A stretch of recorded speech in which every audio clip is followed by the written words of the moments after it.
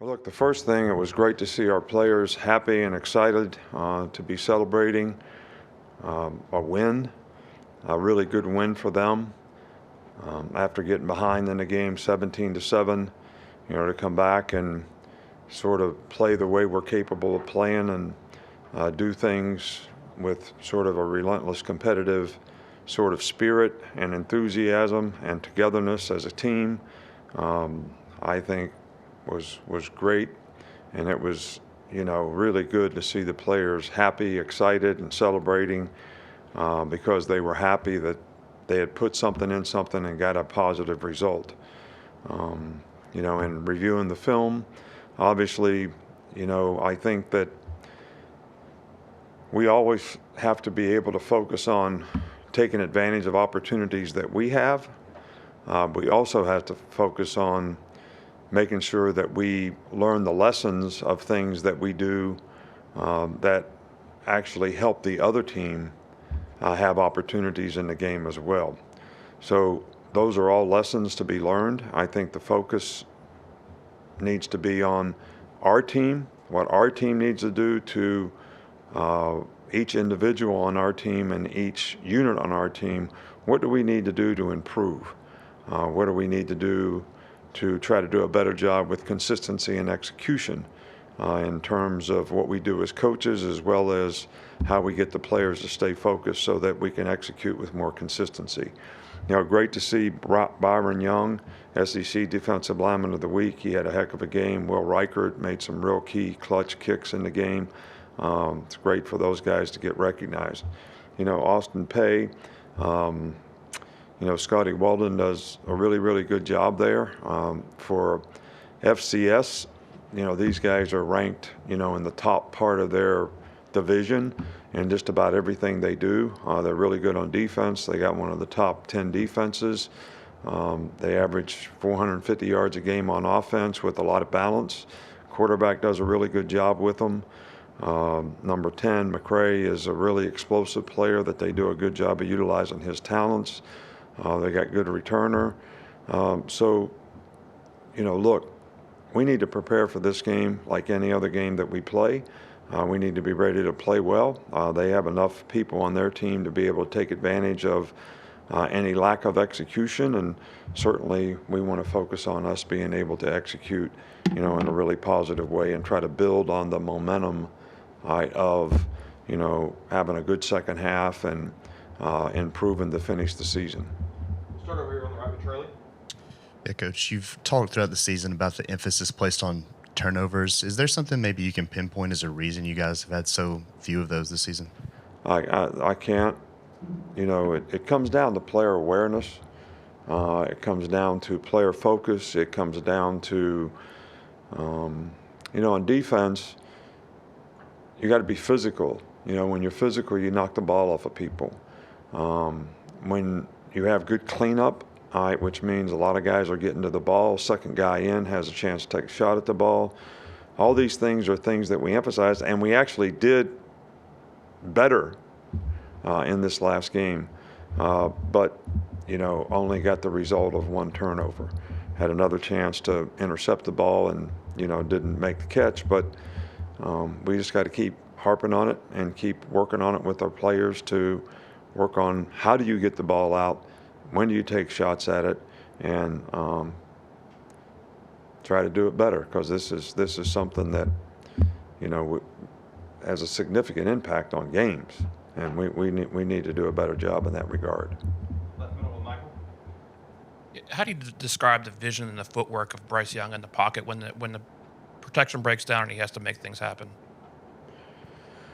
Well, we had 3 or 4 of our explosive plays, in the game where, whatever you want to call him, moving in the pocket, making people miss in the pocket. He's deceptively quick to make people miss, especially if they're coming at him out of control. But, he does a fantastic job of having a feel in the pocket of when he needs to do it, and he's very good at doing it.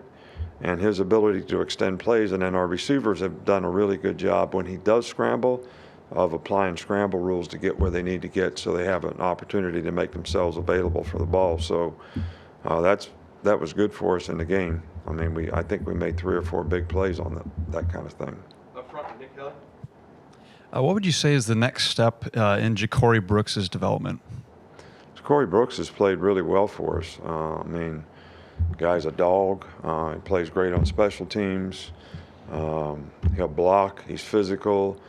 Plays hard all the time. Makes contested catches. I mean, just, I'm sure that if you ask him, there's always things that you can improve on, whether it's releases, separating at the top of the break, whatever.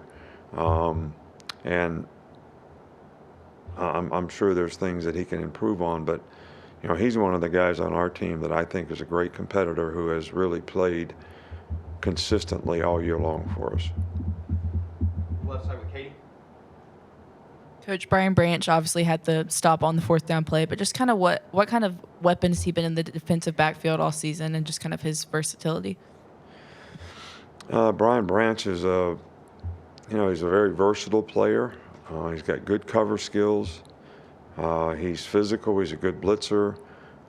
For the most part, he's a good tackler. Although on the long run at the end of the game, he missed the tackle. But I think he's a really, really good competitor.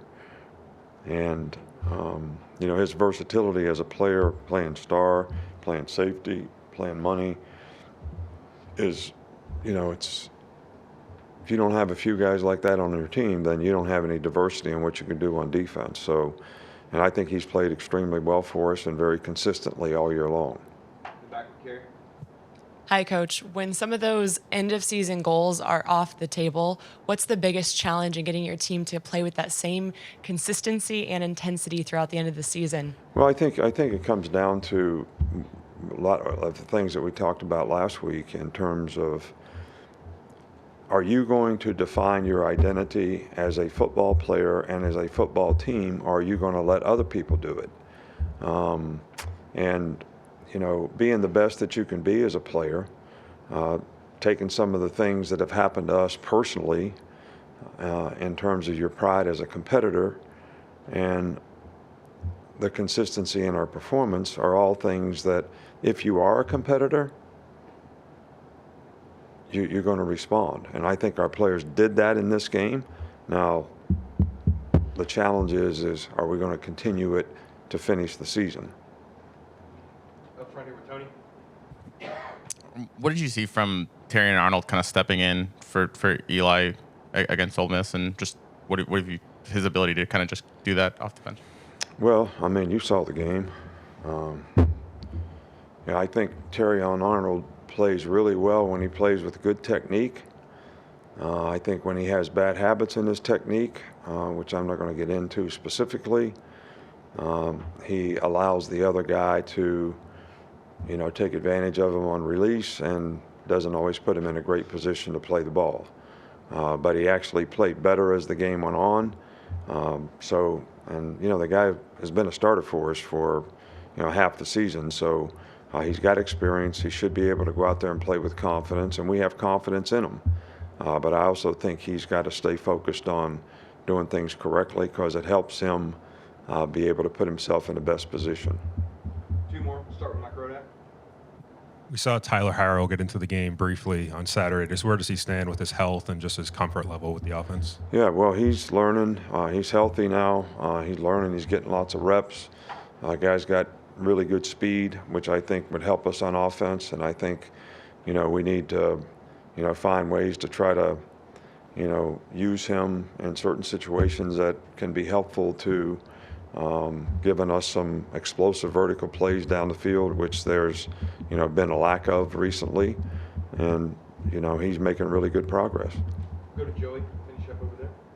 Hey, Coach. You talked last week on Hey, Coach about unsung heroes, and you mentioned guys specifically like Byron Young and Kendrick Law.